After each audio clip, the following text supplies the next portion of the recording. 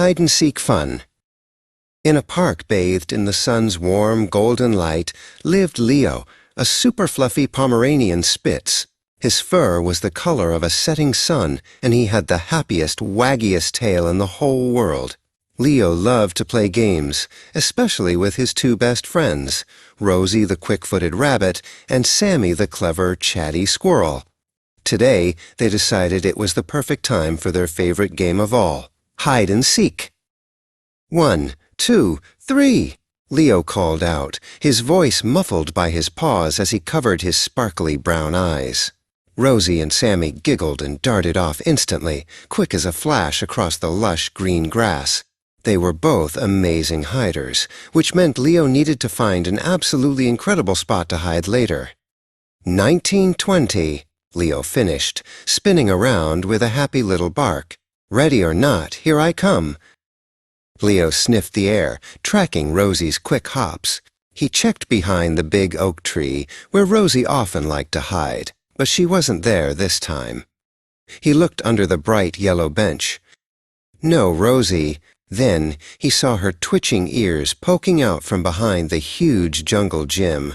Leo crept closer, trying to be as quiet as a playful puppy could possibly be.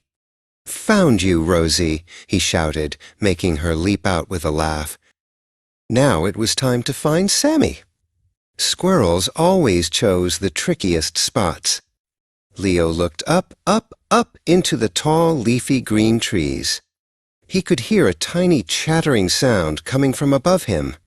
Sammy had climbed higher than ever before. Leo tried to jump up the trunk, but his little legs couldn't reach. Sammy just winked down at him. "Too high, silly dog." He teased playfully. Leo just laughed and wagged his tail harder. Rosie pointed a paw straight up. "He's hiding on the tallest branch near the bright red birdhouse," she cried. Leo finally spotted Sammy curled up near a nest, looking proud of his secret spot. "You win this round, Sammy," Leo admitted, still trying to keep his tail from wagging too hard. Now it was Leo's turn to find the best hiding place in the entire sunny park, a spot nobody would ever think to check. Leo trotted off, sniffing the ground for clues to the perfect location. He passed the sandbox, the swings, and the water fountain. Then he spotted it. Near the edge of the grassy hill was a truly gigantic, round flower bush, bursting with pink, purple, and cheerful yellow blossoms. It was dense, leafy, and smelled wonderfully sweet, like the best kind of summer day. This was the place. With a gentle wiggle and a soft poof of his fluffy tail, Leo squeezed himself right into the bottom of the bush. The thick green leaves and large, colorful petals surrounded him completely. He was hidden. He was safe. He knew his friends would be counting right now, getting ready to rush out and start the exciting search. Leo flattened his body down low, trying not to disturb a single little flower petal. Back at the home base oak tree, Rosie was counting loudly and clearly. 78, 79, 80, she yelled. Sammy bounced excitedly, ready to search high and low, from the tallest branches to the deepest shadows. Rosie and Sammy looked at each other and nodded. This time, they knew Leo would be tricky, but they were determined to be even better seekers than they were hiders. Inside the sweet-smelling flower bush, Leo felt a little tickle on his nose from a bright pink petal. He carefully pushed just one leaf aside and peeked out with one eye. He could see Rosie and Sammy running in opposite directions to begin their quest. Leo pulled his head back quickly, muffling a huge, bubbly giggle into his fluffy chest. They had no idea he was so close to them. Rosie began her search near the play structure. She ran to the big, curving blue slide and sniffed the air carefully with her twitching pink nose. She thought she might catch the soft, puppy scent of Leo's sweet fur here, but all she could smell was the hot metal of the slide and the fresh, cut grass. Rosie muttered, tapping her foot. Leo isn't usually so hard to find. Meanwhile, Sammy the squirrel was checking all the low-down secret spots. He searched under the thick, curved log bridge that crossed the tiny stream. It looked like a perfect dog-sized tunnel. Sammy peered into the dark, cool space.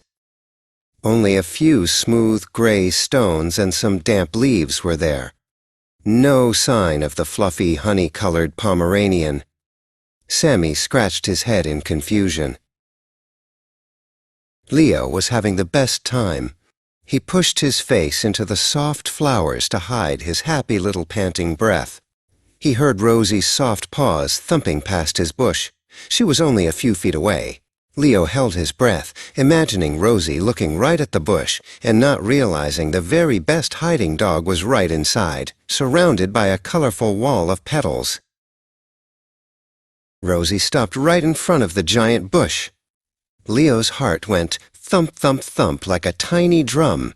Rosie tilted her head, looking at the dense leaves. Too many bees over there, she decided, wrinkling her nose. Leo would never choose a spot with so many fuzzy, buzzing insects. She shook her fluffy tail and sprinted toward the opposite side of the park, far away from the flowers. Sammy the squirrel was getting desperate. He even checked inside the giant, upside-down green watering can used by the park gardener. Could Leo have folded himself up small enough to fit? Sammy poked his little nose inside and inhaled deeply. It just smelled like old rust and water. He pulled his head out and let out a frustrated little squeak. Where could that fluffy dog be? Leo carefully peeled back 2 large, sunny yellow blossoms, creating a perfect viewing window. He saw Sammy zip past the bush, running so fast his tail was a brown blur behind him. Leo felt a joyful burst of energy. He was the champion hider. He quickly closed the flower curtain, muffling another small happy bark into the soft petals surrounding his nose. After 10 more minutes of searching every swing chain and every stone, Rosie and Sammy met back in the center of the park. "I looked everywhere," whispered Rosie, "under the bench, inside the sandcastle, and even near the busy fountain." Sammy shook his head. "I checked the trees, the log, and even the tiny hole where the tiny mouse lives. Leo is totally invisible."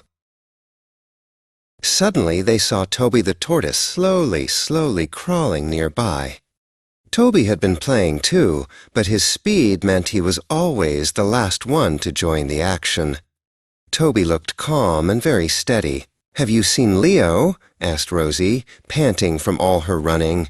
Toby blinked his slow, ancient eyes and took a moment, pointing his chin toward the flower bush. Toby did not say a word, because Toby the tortoise was a creature of subtle gestures. He simply turned his head and pointed his shell's edge toward the big, vibrant flower bush at the edge of the hill. Rosie and Sammy exchanged a puzzled glance. "The flower bush?" Sammy squeaked. "Too prickly. Too buggy. And it smells too sweet for a dog." But Toby was always right, even when he only gave silent clues. Rosie and Sammy decided to trust the wise old tortoise. They tiptoed slowly toward the colorful, fragrant fortress. Rosie held her breath, ready to spring. Sammy climbed up a small branch nearby to peer over the top, trying to see any telltale sign of a fluffy orange ear or a white wagging tail. Inside the bush, Leo could hear the soft, sneaky steps of his friends. He knew the game was almost over. He pressed his soft, fuzzy body against the cool earth, trying to disappear completely into the shadows beneath the flowers. He held his breath, hoping they would think the giant bush was just a nice home for butterflies and bees, not a hiding spot for a puppy. Rosie got right up to the bush, her nose twitching wildly. She didn't smell Leo's scent strongly, but she spotted something. Just under a cluster of bright pink petals, there was a tiny, fuzzy tip of white fur sticking out. It was moving just a little, like a flag waving in a very gentle breeze. It was the absolute very end of Leo's beautiful, fluffy tail. "Aha!" shouted Rosie and Sammy together, both giggling with delight. They gently pushed the large, colorful leaves aside, and there was Leo. He looked completely surprised and a little bit silly, covered in a dusting of tiny yellow pollen. "You found me." Leo barked happily, jumping out of the bush and shaking off the petals, stuck to his fluffy coat. Leo wagged his tail so quickly that he looked like a tiny orange helicopter taking off. "That was my very best hiding spot ever," he told his friends, panting happily. Rosie clapped her paws, and Sammy chattered his agreement. Even Toby the tortoise gave a slow, proud nod as he finally reached the spot. They all agreed that Leo was a champion hider, even if his tail gave him away. "My turn to count," chirped Rosie, covering her eyes immediately. Leo and Sammy zoomed away, full of energy and ready to find new, exciting spots. Leo decided this time he would hide near the big red slide. Sammy whispered that he might try balancing on the top of the weather vane. The wonderful sunny game of hide-and-seek started all over again in the happy, beautiful park. What a truly fun day it was for Leo and his amazing friends.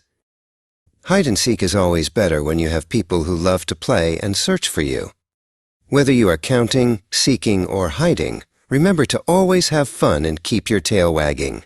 Thank you for reading Leo's Adventure. If you loved this story, please follow our channel for more exciting adventures with Leo the Pomeranian.